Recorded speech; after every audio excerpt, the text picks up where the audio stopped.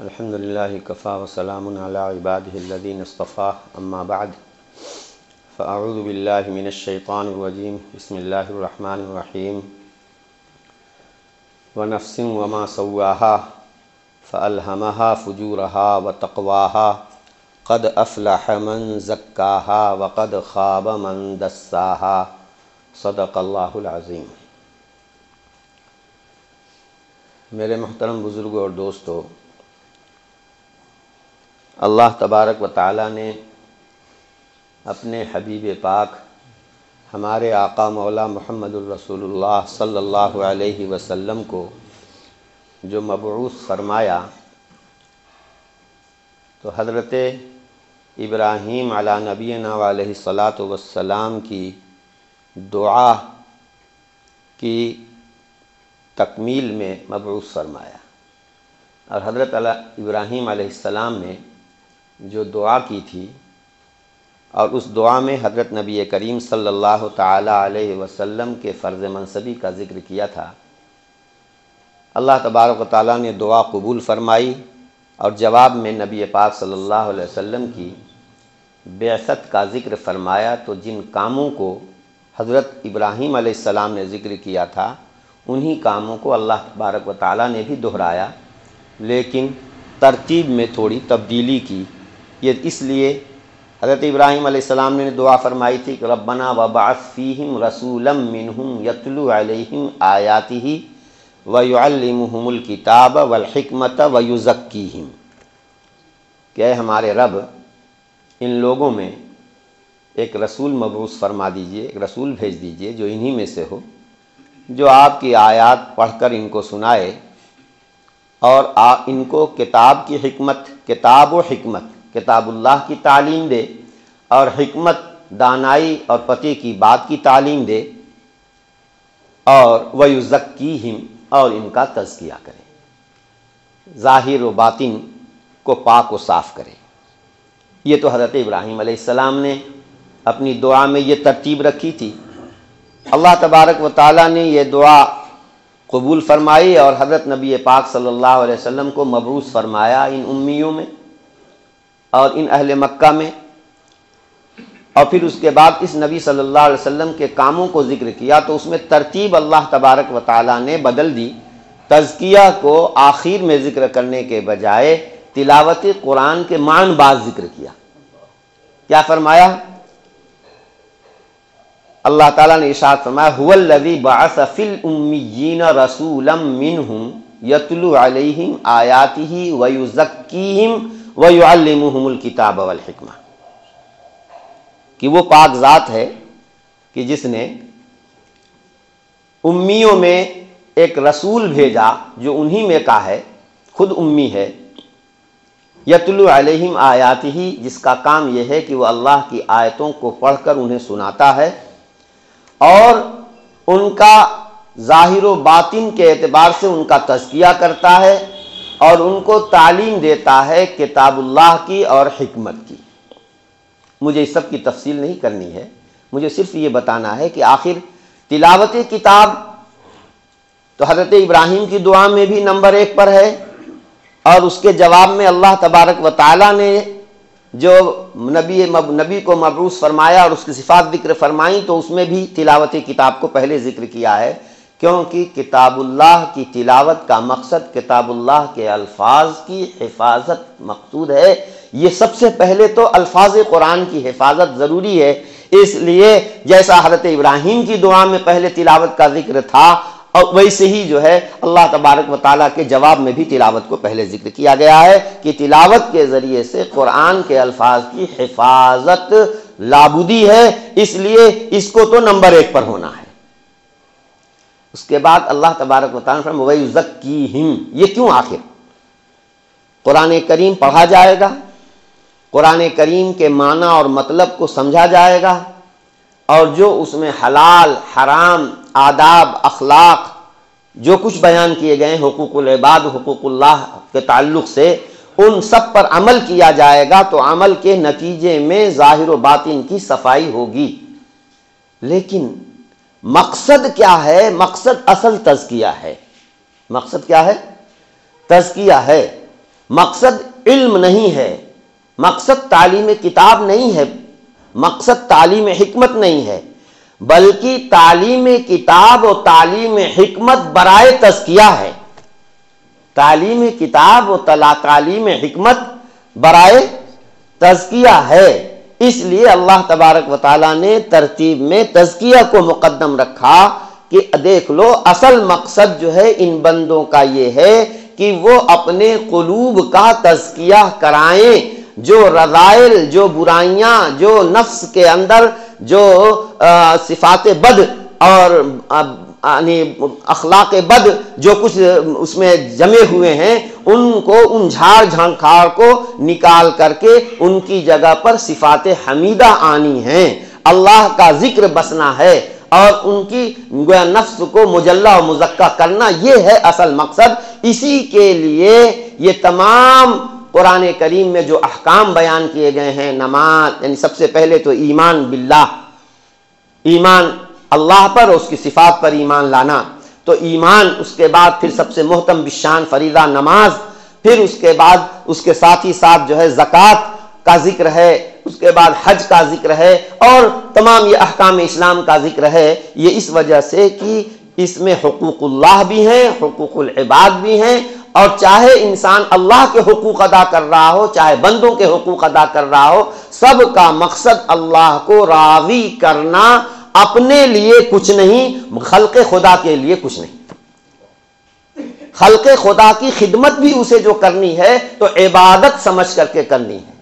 ماں باپ کی خدمت کرنی، ماں باپ کی اطاعت کرنی اس لیے ضروری ہے کہ اللہ کا حکم ہے، اللہ ان سے راضی ہوتا ہے۔ اسی طرح جن لوگوں کے بھی حقوق ہم سے وابستہ ہیں، ان حقوق کی ادائیگی اس لیے لازم اور ضروری ہے تاکہ ہمارے اللہ ہم سے راضی ہو جائیں۔ یہ خلق خدا، مخلوق خدا کا تعلق ہر انسان سے جو اللہ نے جوڑا ہے، ان کے حقوق رکھے ہیں فرق مراتب کے ساتھ، اس وجہ سے کہ خلق خدا کی کفالت اللہ نے لی ہے اور اللہ ان کی ضروریات کی تکمیل انہی بندوں کے ذریعے سے کرائیں گے۔ تو یہ جو کچھ بھی ہے یہ سب کا سب تزکیے کے لیے ہے۔ اس مقصد کو پر پہلے انسان کی نظر مقصد پر، مقصد اصلی انسان جان جائے کہ یہ تمام پڑھنا پڑھانا اور یہ تمام تلاوت اور تمام تر ذکر اور تسبیح جو کچھ بھی ہے قرآن کریم اور حدیث پاک کا پڑھنا پڑھانا، سمجھنا سمجھانا، یہ سب اس لیے ہے تاکہ ہم اس پر عمل کر کے اپنے ظاہر و باطن کی صفائی کر لیں۔ تو تزکیہ اصل مقصد ہے، اس کی وجہ سے اللہ تبارک و تعالیٰ نے اس کو ذکر فرمایا۔ اب قرآن کریم کے احکام و تعلیمات پر نبی پاک صلی اللہ علیہ وسلم نے عمل کیا اور کرایا، اور بہت سی باتوں کو تو نبی کریم صلی اللہ علیہ وسلم کے قلب پر القاء کیا گیا، قرآن میں اس کا کہیں ذکر نہیں ہے، لیکن نبی پاک صلی اللہ علیہ وسلم کے دل میں جو انسانوں کی ہدایت کے لیے ضروری ہیں وہ آپ کے دل میں ڈالی گئیں، اور مخاطب کو جس کو جتنی زیادہ ضرورت تھی اس بات کا نبی کریم صلی اللہ علیہ وسلم نے تلقین فرمائی، اور اس طریقے سے احادیث کا ایک بہت بڑا ذخیرہ امت کے ہاتھ میں آ گیا۔ تو یہ تمام کا تمام احادیث قرآن ہی کا بیان اور قرآن ہی کی شرح ہے، اور ان سب پر عمل کرنا ممکن نہیں ہے جب تک کہ نبی کریم صلی اللہ علیہ وسلم کے بیان اور تفسیر کو سامنے نہیں رکھا جائے گا۔ سورہ فاتحہ پورے قرآن کا متن ہے، اور پورا قرآن اس سورہ فاتحہ کی شرح ہے، اور پورا قرآن متن ہے، اور اس پورے متن کی شرح نبی کریم صلی اللہ تعالی علیہ وسلم کی پوری زندگی ہے۔ نبی کریم صلی اللہ علیہ یعنی قرآن کریم اور نبی کریم صلی اللہ علیہ وسلم کی زندگی، اسوہ حسنہ، احادیث، یہ بھی متن ہے، اور اس کو سمجھنے کے لیے حضرات صحابہ رضی اللہ تعالی عنہم، خاص طور سے حضرات خلفائے راشدین کے اقوال، اعمال اور فتاوی، یہ سب اس کو سمجھنے کے لیے لازم اور ضروری۔ صرف کتاب اللہ، صرف سنت رسول، صرف کتاب اللہ پر عمل نہیں کیا جا سکتا حدیث کے بغیر، اور کتاب اللہ اور حدیث نبوی کی مراد اور تہ تک نہیں پہنچا جا سکتا نبی کریم صلی اللہ علیہ وسلم کے صحابہ کے فتاوی اور صحابہ کے طرز عمل کو سامنے رکھ کے بغیر، اس لیے کہ وہ صحابہ جانتے ہیں کہ کون سی آیت ناسخ ہے, کون سی منسوخ ہے, نبی صلی اللہ علیہ وسلم کی احادیث میں سے کون سی حدیث وقتی فائدے کے لیے, وقتی مصلحت کی وجہ سے ہے, اور کون سی حدیث ہمیشہ کے لیے قائم و دائم ہے, کون قانون مستمر ہے جو قیامت تک باقی رہنے والا ہے, اور کون وہ ہے جو صرف وقتی طور پر کسی مصلحت کے لیے وہ حکم دیا گیا ہے. تو جیسے قرآن میں ناسخ و منسوخ ہے, ایسے ہی حدیثوں میں بھی ناسخ و منسوخ ہے. بہرحال میں اس میں کہنا چاہتا ہوں کہ تزکیہ جو ہے میرے دوستو, یہ بڑی اہم چیز ہے, اور قرآن کریم میں جگہ جگہ اس بات کا ذکر کیا گیا ہے. میں نے جو آیت کریمہ پڑھی اس میں اللہ تبارک و تعالیٰ قسم کھا رہے ہیں, قسم ہے نفس کی, اور اس نفس کے سیدھے کیے جانے کی کا مطلب, سیدھے کیے جانے کا مطلب خود اللہ آگے فرما رہے ہیں فَأَلْهَمَهَا فُجُورَهَا وَتَقْوَاهَا, کہ اللہ نے اس نفس میں کیا اس کے لیے مضر ہے اور کیا اس کے لیے مفید ہے, کیا نافرمانی کی چیزیں ہیں اور کیا فرما برداری کی چیزیں ہیں. فجور اور تقوی دونوں اللہ تبارک و تعالیٰ نے اس نفس کے اندر الہام کیا ہے. الہام کیا ہے کا مطلب یہ ہے کہ اس کے سمجھنے اور اس کو پہچاننے کی صلاحیت اللہ نے اس نفس کے اندر رکھی ہے, اور اس کے لیے پھر خارجی طور پر اللہ تبارک و تعالیٰ نے نبی پاک صلی اللہ تعالی علیہ وسلم کے ذریعے تمام فجور اور تقوی کی تشریح کرا دی ہے. اب نفس جو ہے وہ اس کو نبی پاک صلی اللہ علیہ وسلم کے فرمان کے مطابق, تشریح کے مطابق اس کو اچھی طرح سمجھ سکتا ہے اور اس میں امتیاز کر سکتا ہے, اور اپنے اختیار سے قد افلح من زکاہا وقد خاب من دساہا, یقیناً کامیاب ہوا وہ شخص جس نے اس نفس کو فجور کے ذریعے, نافرمانیوں کے ذریعے, گناہوں کے ذریعے گدلا کر دیا, میلا کر دیا, اور وقد خواب, ناکام ہوا وہ شخص جس نے فجور اور نافرمانیوں کے ذریعے اپنے نفس کو گدلا کر دیا اور ناپاک کر لیا, اور کامیاب ہوا وہ شخص جس نے اس کو پاک و صاف کر لیا. قد افلح من زکاہا, یقیناً کامیاب ہو گیا وہ شخص جس نے اس نفس کا تزکیہ کرا لیا, اور یقیناً ناکام ہوا وہ شخص جس نے اس نفس کو فجور کے ذریعے اور نافرمانیوں کے ذریعے, عصیان کے ذریعے سے میلا کچیلا کر لیا اور ناپاک کر لیا. قد افلح من زکاہا وقد خاب من دساہا, گویا فلاح کا مدار تزکیہ نفس پر ہے. فلاح کا مدار, فلاح دنیاوی و اخروی کا مدار تزکیہ نفس پر ہے, اور دنیاوی و اخروی ناکامی کا دار و مدار نفس کو میلا کرنے اور نفس کو گندا کرنے پر ہے. اسی تزکیہ قلب کے لیے دیکھیے حضرات صحابہ رضی اللہ عنہم, اس کے لیے سب سے مین چیز جو ہے اہم, وہ ہے صحبت شیخ, صحبت کامل. ہمارے آقا و مولا محمد الرسول اللہ صلی اللہ علیہ وسلم سلطان العارفین ہیں, بندوں میں اکمل الکاملین ہیں, حتیٰ کہ جو انبیاء کرام بھی پہلے آپ سے تشریف لے آئے ان سے بھی زیادہ اللہ تبارک و تعالیٰ نے ان کے مقام و مرتبہ کو بلند فرمایا ہے. نبی پاک صلی اللہ تعالی علیہ وسلم کا حال تو یہ تھا کہ آپ کی صحبت میں تھوڑی دیر کے لیے بھی کوئی شخص بیٹھ گیا اور حق کی تلاش میں بیٹھا, پہلے سے مومن نہیں ہے, ایمان سے مشرف ہو گیا, پہلے سے مومن ہے اور اس کے اندر اخلاق رذیلہ ہیں, بری صفات ہیں, بری عادتیں ہیں, تھوڑی دیر کے لیے بیٹھنے, تھوڑی دیر کے لیے بھی بیٹھا تو شمع یعنی وہ شمس رسالت نبی اللہ کے نبی کریم صلی اللہ علیہ وسلم کا دل جو ایک سورج کے مانند ہے, اس کے سامنے بیٹھنے کی وجہ سے اس کی نورانی کرنوں سے اس کا دل خود بخود مجلا و مزکا ہو جاتا تھا, اور اس طریقے سے کہ جیسے جنت و جہنم اس کی آنکھوں کے سامنے موجود ہو. حضرات صحابہ خود کہتے ہیں کہ نبی پاک صلی اللہ علیہ وسلم کی مجلسوں میں جب ہم ہوتے تھے اور آپ کی باتیں سنتے تھے, یوں لگتا تھا کہ جیسے ہم جنت و جہنم کا مشاہدہ اپنی آنکھوں سے کر رہے ہیں. لیکن جب ہم اپنے بال بچوں میں, گھروں میں, اپنے تجارتوں میں, اپنے مشغولیتوں میں جاتے تھے تو وہ کیفیت نہیں ہوتی تھی. چنانچہ بعض صحابہ کو اس بات پر اپنے منافق ہونے کا شبہ ہونے لگا.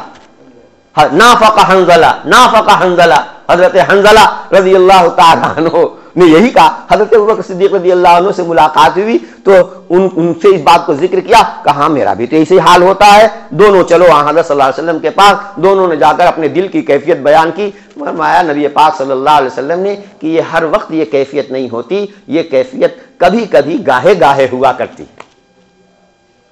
تو یہ حضرات صحابہ رضی اللہ عنہم کا حال تو یہ تھا کہ نبی صلی اللہ علیہ وسلم کی پاک صحبت,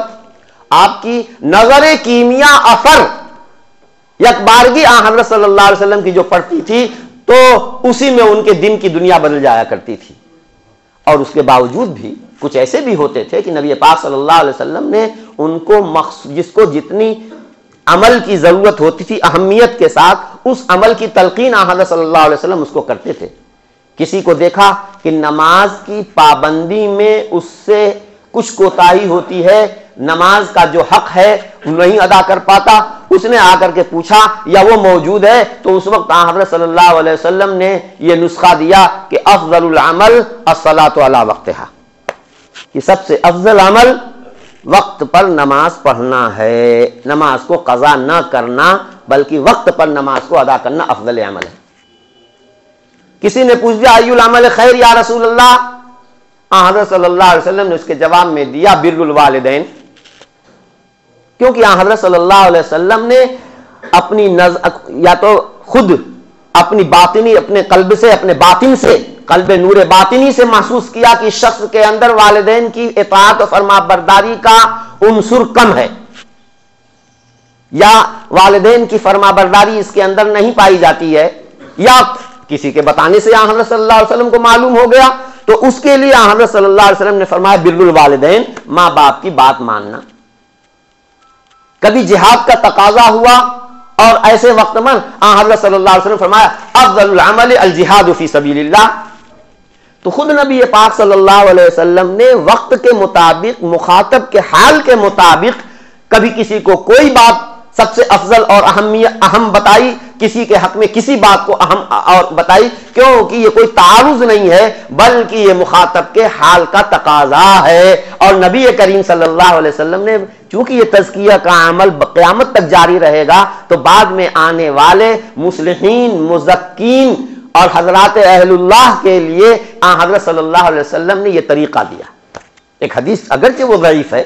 لیکن نبی پاک صلی اللہ علیہ وسلم قصے کے طور پر اور وہ بیان کی جاتی ہے, ہم نے بچپن میں بھی وہ پڑھا ہے کہ نبی پاک صلی اللہ علیہ وسلم کے پاس ایک شخص آتا کہتا اللہ کے رسول میرے اندر بہت سی برائیاں ہیں, میں چوری بھی کرتا ہوں, میں زنا بھی کرتا ہوں, میں جھوٹ بھی بولتا ہوں, اور بھی میرے اندر برائیاں ہیں, سب تو مجھ سے چھوٹیں گی نہیں, ایک آدھ کو چھڑوانا ہو تو مجھ سے میں اس کو بیعت لے لیجئے, میں اس پر عہد کرتا ہوں کہ چھوڑ دوں گا. تو حضرت صلی اللہ علیہ وسلم کا اچھا پکی بات, مجھ سے عہد کرو کہ جھوٹ نہیں بولو گے,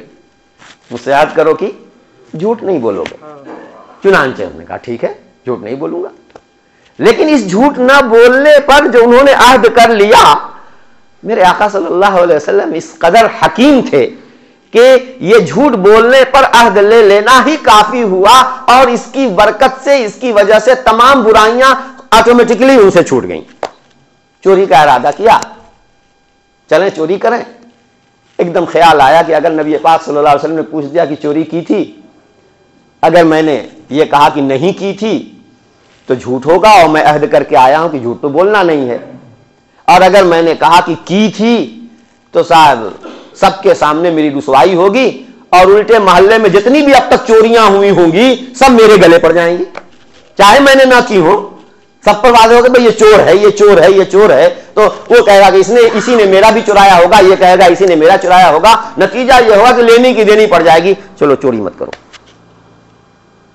اسی طرح سے اور برائیوں کا جب بھی خیال آتا گیا, یہی بات ہوئی کہ اگر پوچھ لیا گیا اور میں نے سب کے سامنے اس کا اقرار کیا تو رسوائی ہوگی, اور اگر نہیں اقرار کیا جھوٹ بول لیا تو یہ میرے وعدہ کے خلاف ہوگا. میں عہد کر کے آیا ہوں کہ میں جھوٹ نہیں بولوں گا. تو میرے دوستو, نبی پاک صلی اللہ علیہ وسلم نے تزکیہ کیسے کیا جاتا ہے یہ بھی کیونکہ تزکیے کا مقصد کیا ہے؟ تزکیے کا مقصد اصل ہے رخ, ہمارے تمام اعمال کا رخ اللہ کی طرف ہو جائے. جو حقوق اللہ کے قبیل سے ہیں وہ تو ہے ہی اللہ کے حقوق, ان کا مقصد اللہ کو راضی کرنا, اور جو حقوق العباد کے قبیل سے ہیں، اب خود اپنی ذاتی ضروریات کے قبیل سے جو ہم اعمال جو کام انجام دیتے ہیں، اس میں بھی مقصد ہمارا رضائے الہی ہو، مقصد رضائے الہی ہو۔ تو نیتوں کی درستگی یہی ہے تصوف کا حاصل، اور یہ بھی سیکھنے کی چیز ہے، خود بخود نہیں حاصل ہوتی،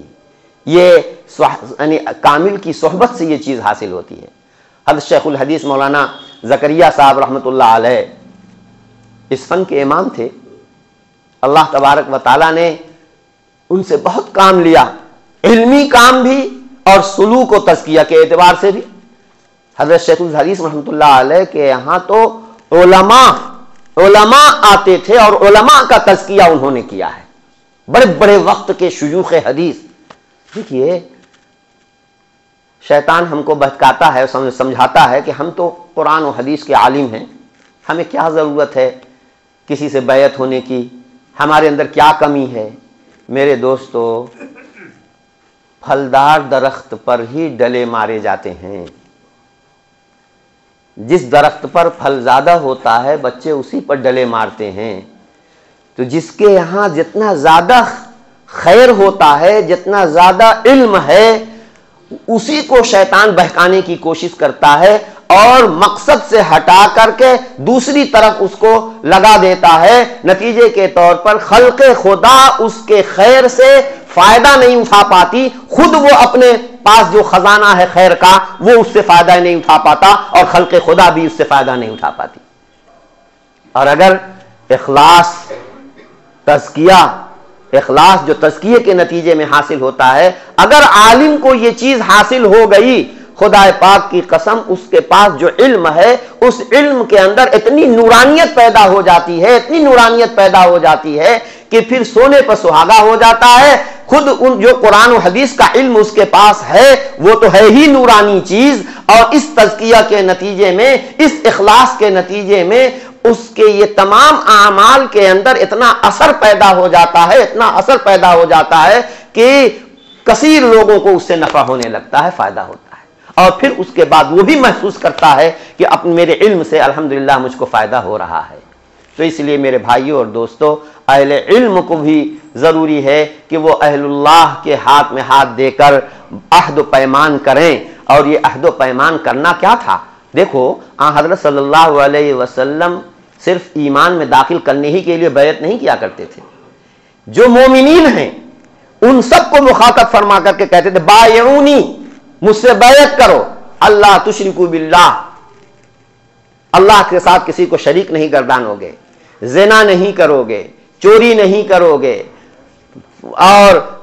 جو جہاد میں جاؤ گے تو پیٹھ پھیر کر کے بھاگو گے نہیں، وغیرہ وغیرہ بہت سی چیزوں پر نبی کریم صلی اللہ علیہ وسلم عورتوں کو خاص طور سے بیعت یا کہ نوحہ و بین نہیں کریں گی، کیونکہ ابھی ابھی اسلام میں آئی ہوئی ہیں، اور زمانے جاہلیت کی ریت رہی ہے کہ مرنے پر گھر والوں کے مردوں کے پر جو ہے وہ خوب نوحہ و بین کیا کرتی تھیں۔ ایک مرتا تھا تو اس کی سہیلیاں سب اکٹھا ہو کر کے اس کی مدد کرتی تھیں، اور وہ تمام اس کے اوصاف، اس کے کمالات، بلکہ جو نہیں ہے وہ سب بھی زمین آسمان کے قلابے ملا کر کے اس کی تعریف کیا کرتی تھیں، اور روتی تھیں، چیختی تھیں، سر کے بال نوچتی تھیں، اور جناب گریبان پھاڑتی تھیں، وغیرہ وغیرہ۔ تو یہ نوحہ اور بین نہیں کریں گی۔ ام عطیہ رضی اللہ تعالی عنہا نے کہا کہ نبی کریم صلی اللہ علیہ وسلم نے ہم سے اس بات پر بیعت لی۔ تو بیعت علی العمل الصالح وعلی الاجتناب عن الکبائر وعن المعاصی، یہ بھی حدیثوں میں، متعدد حدیثوں میں اس کا ذکر آیا ہے کہ نبی کریم صلی اللہ علیہ وسلم نے صحابہ سے عہد لیا ہے کہ ہم ان اعمال صالحہ پر پابندی کریں گے اور ان گناہوں سے ہم پرہیز کریں گے۔ چنانچہ وہ تسلسل کے ساتھ وہ سلسلہ چلا آ رہا ہے۔ نبی کریم صلی اللہ علیہ وسلم کے جو بھی کام تھے وہ تمام کام امت کے حوالے ہوئے، چنانچہ تزکیہ بھی، یہ اس تزکیہ کے کام کو بھی امت کے صالحین نے اپنے ہاتھوں میں لیا، اور ہر زمانے میں صالحین امت رہیں گے، اور ہر وقت کے لوگوں کی اصلاح اور تزکیے کے لیے اس وقت کے صالحین کافی ہوں گے، چاہے وہ جنید شبلی نہ ہوں، وہ حالات ان کے نہ ہوں، لیکن ہم جیسے کمزور ہیں، ہمارے جیسے کمزوروں کی ارشاد و تلقین کے لیے وقت کے جو مصلحین ہیں، کاملین ہیں، ہمارے اعتبار سے وہی جنید و شبلی ہیں، جن میں سے جس کے ساتھ ہم کو مناسبت ہو ان کے ساتھ، ان کے ہاتھ میں ہاتھ دے کر عہد و پیمان کر لینا چاہیے اور اس سلسلے سلوک میں وابستہ ہو جانا چاہیے۔ اور اس کے لیے جو وہ تلقین کریں، جو اذکار، اب وہ جیسے ان صوفیہ کی حیثیت اطباء کی جسمانی کی ہے کہ جس مریض کو جس چیز کی ضرورت ہوتی ہے اس کو اس کی تلقین کرتے ہیں، دوا کا ڈوز بھی کم بیش ہوتا ہے، اسی طریقے سے یہ اذکار، مخصوص اذکار بتاتے ہیں اور ان کی پوری ترتیب ہے، کسی کو کم، کسی کو پھر جب عادت پڑ جاتی ہے تو اور بڑھا دیا جاتا ہے، اور بڑھا دیا جاتا ہے، پھر آخر میں مراقبہ، اور مراقبہ کے بعد اور بھی جو ہے ذکر قلبی وغیرہ، یہ تفصیل سے وہ اسباق چلتے رہتے ہیں، اور نتیجہ یہ ہوتا ہے کہ مسلسل کثرت سے جب اللہ کا ذکر کیا جاتا ہے تو اس کی وجہ سے اللہ دل کے اندر جم جاتا ہے، غیر اللہ دل سے نکل جاتا ہے۔ وَلَذِكْرُ اللَّهِ أَكْبَرُ فرمایا گیا، اللہ تو سب سے بڑے ہیں ہی، اللہ اکبر، آخر قرآن میں کہا گیا ہے وَلَذِكْرُ اللَّهِ أَكْبَرُ، اللہ کا ذکر سب سے بڑا ہے۔ کیوں؟ اللہ کا ذکر تمام ذکروں سے بڑا ہے۔ مطلب یہ ہے کہ انسان کے دل کے اندر کسی کو محبوب کا خیال اس کے دل میں جمع ہوا ہوتا ہے، کسی کے دل میں جو ہے مال کی محبت جمی ہوتی ہے، کسی کے دل میں عہدے کی، منصب کی محبت جمی ہوئی ہوتی ہے، کسی کے دل میں کچھ، کسی کے دل میں کچھ، یہ سارے جھاڑ جھنکھار جو پڑے ہوئے ہوتے ہیں، جب بندہ اللہ کا ذکر کثرت سے کرتا ہے تو اس اللہ کے ذکر کا اثر یہ ہوتا ہے کہ تمام جھاڑ جھنکار خود بخود جو ہے دل سے ختم ہو جاتے ہیں۔ پہلے زمانے میں تو تزکیہ یوں ہوتا تھا کہ پہلے ایسا عمل کرایا جاتا تھا کہ مشکل، جو نفس پر بہت شاق ہو، بڑا دشوار ہو، کرنا مشکل ہوتا تھا لیکن کرایا جاتا تھا۔ جیسے اطباء، یہ اطباء جو ہیں جلاب دیتے تھے اور کچھ اور دستاور دوائیں دیتے تھے، خوب دھڑا دھڑ دست ہوتے تھے، ایک دم مریض یعنی بہت کمزور لاغر ہو جاتا تھا۔ جب تنقیہ ہو جاتا تھا تمام مواد فاسدہ سے، پھر اس کے بعد دھیرے دھیرے دوائیں طاقتور دی جاتی تھیں۔ لیکن اب انگریزی دواؤں کا زمانہ ہے، اب اس طریقے سے علاج کرایا جائے گا تو کوئی علاج کے تحمل نہیں ہو پاتا، اب تو انگریزی دوائیں جو طاقتور ہیں وہ دی جاتی ہیں، مرض دب جاتا ہے، لیکن یہ ہے کہ دھیرے دھیرے وہ اتنا دب جاتا ہے کہ ختم ہو جاتا ہے، دب جاتا ہے، ختم۔ اسی طریقے سے حضرات مشائخ چشتیہ، پہلے ان کی علاج کا انداز دوسرا تھا، نفس کشی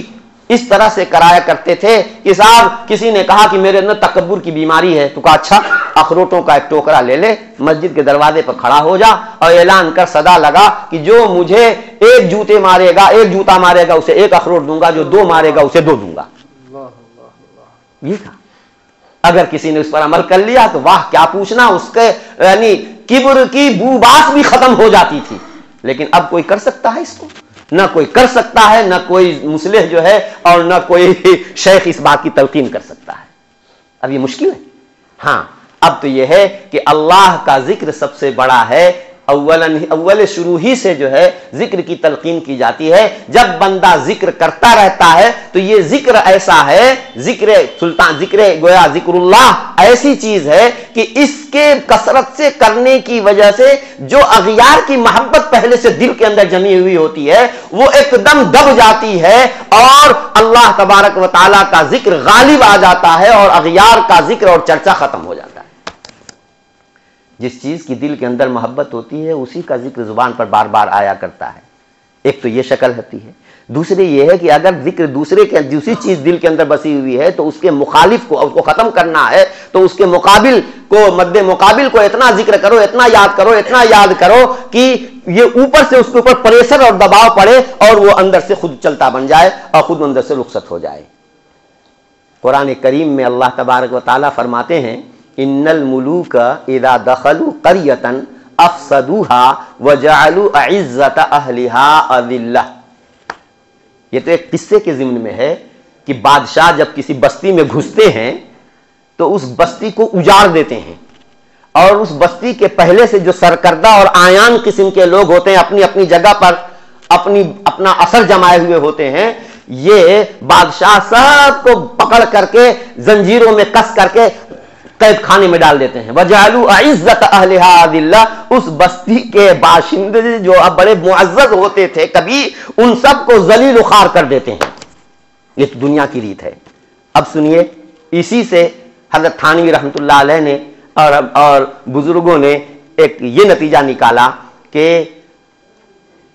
ملک الاملاک، بادشاہوں کے بادشاہ تو اللہ تبارک و تعالی ہے نا. جب بادشاہوں کا یہی طریقہ ہے تو جو ملک الملوک ہے، بادشاہوں کا بادشاہ ہے، سلطان السلاطین ہے، وہ جب کسی گھر میں گھسے گا، وہ جب کسی آبادی میں گھسے گا، تو پھر وہاں جو عزیز ترین اور معزز قسم اور جڑ پکڑے ہوئے لوگ پہلے لوگ ہیں، بھلا ان کو کیسے رہنے دے گا؟ دل ہمارا مانند قریہ کے ہے. اللہ تبارک و تعالی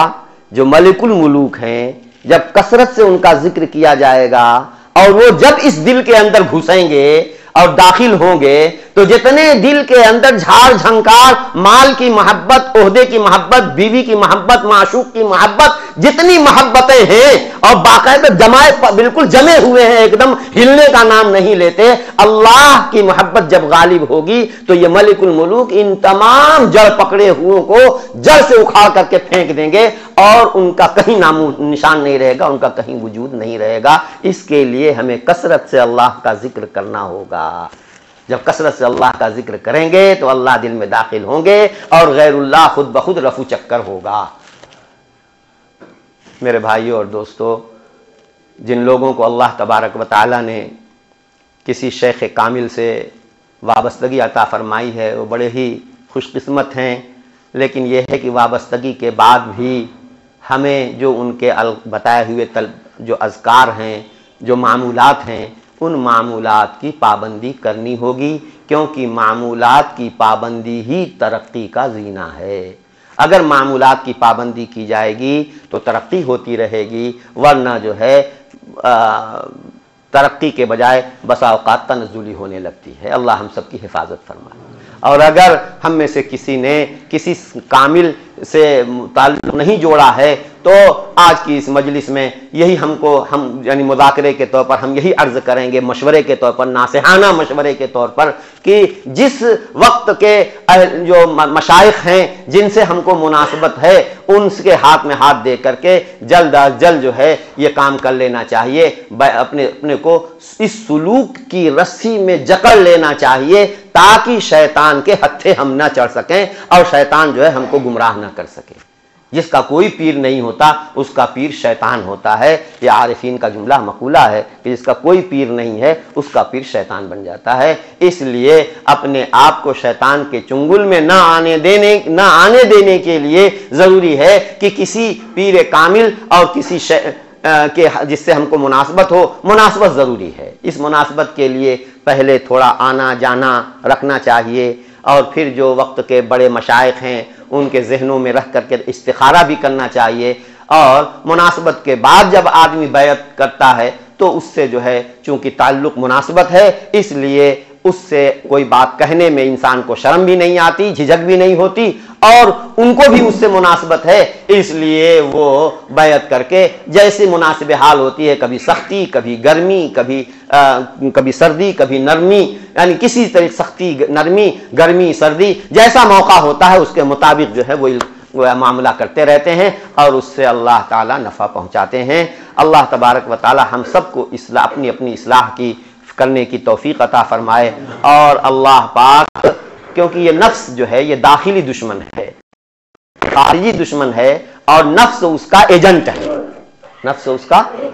ہے، اس لیے اس نفس کو قابو میں کرنے کی ضرورت ہے.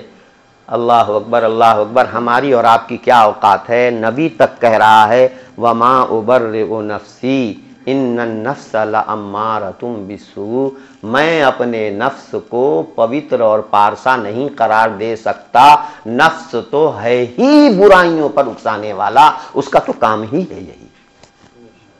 تو میرے دوستو، جب پیغمبر یہ بات کہہ رہا ہے جبکہ نبی معصوم ہوتا ہے، اس کے سامنے جب اس طرح کا موقع، گناہوں میں مبتلا کا جب موقع آتا ہے تو اللہ تعالیٰ کی طرف سے ان کی حفاظت کر دی جاتی ہے۔ دیکھا نہیں حضرت یوسف علیہ نبینا علیہ الصلوۃ والسلام کے لیے کیسا سخت، کیسا انتظام کیا گیا، ہر طرف سے جکڑ گئے، گھر گئے، اور لیکن چونکہ وہ لولا لقد ہمت بھی وہم بہا لولا ان رأى برہان ربی، اس عورت نے تو بدکاری کا تو پکا ارادہ کر ہی لیا تھا، یہ بھی ارادہ کر بیٹھتے اگر برہان ربی کو انہوں نے دیکھا نہ ہوتا بر وقت۔ اور وہ برہان ربی کیا تھا؟ مفسرین فرماتے ہیں، روایتوں میں موجود ہے کہ اس وقت ان کے والد حضرت یعقوب کی شبیہ نظر آئی ہے، انہوں نے اپنی انگلی دانت کے نیچے دبا کر کے کہا نہ بیٹا قریب مت آنا، یہ برہان ربی تھا۔ چنانچہ جب ان کو یہ بات نظر آئی ہے ایک دم وہ پیچھے ہٹے ہیں، اور جب پیچھے ہٹے ہیں تو قفل پہ قفل جتنے تھے وہ دھڑا دھڑ ٹوٹ کر کے گرتے گئے، دروازہ کھلتا گیا اور اللہ تبارک و تعالیٰ نے ان کی حفاظت فرمائی۔ وَمَن يَتَّقِ اللَّهَ يَجْعَل لَّهُ مَخْرَجًا، وہ تو ان کے لیے تھا، جو برہان ربی ان کو دکھایا گیا ضروری نہیں ہے کہ ہمیں بھی دکھایا جائے، لیکن جو ہمارے اختیار میں ہے اس جز کا، اس میں سے اپنے کو بچانے کے لیے انہوں نے جو کام کیا ہے وہ تو ہم کر سکتے ہیں کہ کبھی گناہ میں ملوث ہونے کا موقع آئے تو ہم اپنے عزم اور اپنے ارادے اور اپنی عقل، اپنی سمجھ کا استعمال کرتے ہوئے وہاں سے نکلیں، وہاں سے بھاگنے کی کوشش کریں۔ من یتق اللہ، جو اللہ سے ڈرے گا اللہ اس کے لیے گناہ سے نکلنے کا راستہ پیدا کر دیں گے، جیسے کہ حضرت یوسف علیہ نبینا علیہ الصلوۃ والسلام کے لیے پیدا کر دیا گیا۔ اس لیے میرے بھائیوں اور دوستوں بہت اس چیز کی فکر کرنے کی ضرورت ہے۔ اللہ ہم سب کا کہ قلوب کا تزکیہ فرما دے، اور تزکیہ قلب کے لیے اللہ ہم کو فکر مند بنا دے۔ وآخر دعوانا الحمدللہ رب العالمین۔ دعا کریں۔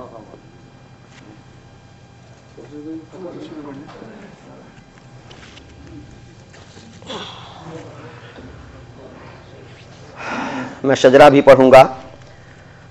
اس کے بعد دعا کریں گے۔ اللہم صلی علی سیدنا مولانا محمد وعلی آل سیدنا مولانا محمد کما تحب و ترضا عدد ما تحب و ترضا۔ یا الہی کن مناجاتم بفضل خود قبول، از طفیل اولیاء خاندان صابری، از پہ شیخ طریقت رہبر راہ ہدا، بحر علم و معرفت از پہ شیخ طریقت رہبر راہ ہدا، صاحب جود و سخا آن پیر طلحہ مرشدی، بحر زکری ابن یحییٰ حضرت شیخ الحدیث، ہم خلیل احمد رشید باصفا و سیدی، بحر امداد و بنور و حضرت عبد الرحیم، عبد باری عبد ہادی عزد دین مکی ولی، ہم محمدیو محب اللہ شاہ بو سعید، ہم نظام الدین جلال و عبد قدوس احمدی، ہم محمد عارف و ہم عبد حق شیخ جلال، شمس دین ترکو علاء الدین فرید جودنی،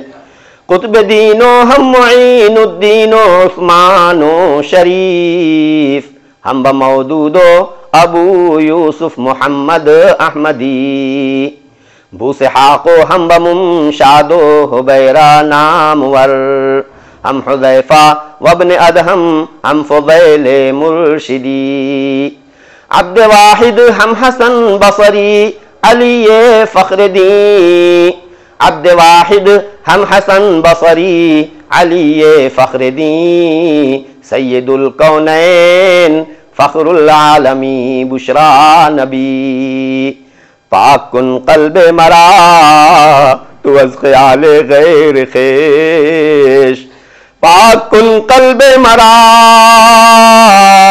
تو از خیال غیر خیش، بیر ذات خود شفایم دہ ز امراض دلی، ربنا آت نفوسنا تقواہا، ربنا آت نفوسنا تقواہا وزکھا انت خیر من زکاہا انت ولیہا ومولاہا، لا الہ الا اللہ الحلیم الکریم، سبحان اللہ رب العرش العظیم، والحمد للہ رب العالمین، نسألك موجبات رحمتك وعزائم مغفرتك والغنیمة من كل بر والسلامة من كل إثم اللهم لا تدع لنا ذنبا إلا غفرته ولا هما إلا فرجته ولا دينا إلا قضيته ولا مريضا إلا شفيته ولا حاجة من حوائج الدنيا والآخرة هي لك رضا إلا قضيتها ويسرتها يا أرحم الراحمين اللهم إنا نعوذ برضاك من سخطك اللهم إنا نعوذ برضاك من سخطك ونعوذ بعفوك من عقابك ونعوذ بك منك لا نحصي ثناء عليك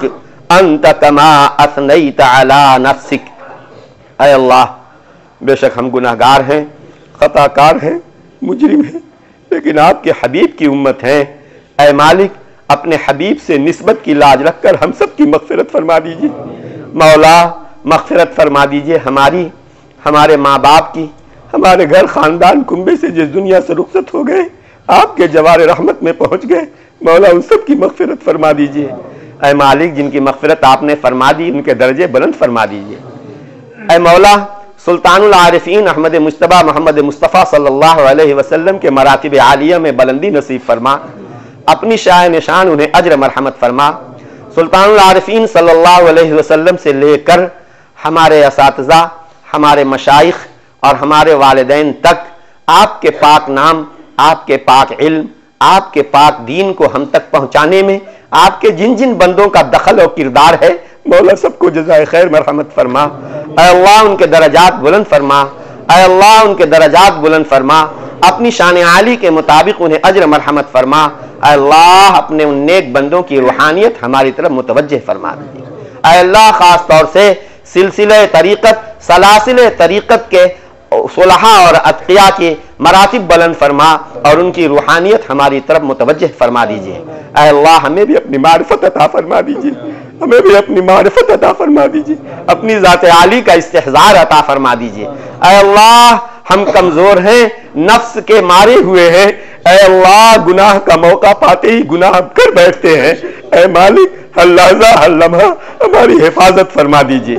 آپ کی توفیق اور آپ کی حفاظت کے بغیر ہم گناہ سے بچ نہیں پائیں گے۔ اے اللہ، اپنی حفاظت کے حصار میں ہمیں لے لیجئے۔ اے اللہ، اپنی حفاظت کے حصار میں ہمیں لے لیجئے۔ اے اللہ، نفس و شیطان کے شر سے ہماری حفاظت فرما، ہمارے بچوں کی حفاظت فرما، ہمارے متعلقین کی حفاظت فرما۔ اے اللہ، اپنی ذات عالی کا استحضار عطا فرما۔ اے اللہ، ہمیں اخلاص عطا فرما، اے اللہ اخلاص عطا فرما، ذکر کی لذت عطا فرما، ایمان کی حلاوت عطا فرما، اعمال صالحہ کا شوق عطا فرما۔ اے اللہ، گناہوں سے ہمیں نفرت عطا فرما، بدعات اور گناہوں سے ہمیں وحشت عطا فرما۔ اے اللہ، بدعات اور گناہوں سے ہمیں وحشت اور نفرت عطا فرما۔ اے اللہ، ہر خیر سے ہم سب کو مالا مال فرما، ہر قسم کے شر، فتنے، آفت، بلا، مصیبت، بیماری سے ہماری بھی حفاظت فرما، پوری امت مسلمہ کی حفاظت فرما۔ اے اللہ، ہماری بھی حفاظت فرما، پوری امت مسلمہ کی حفاظت فرما۔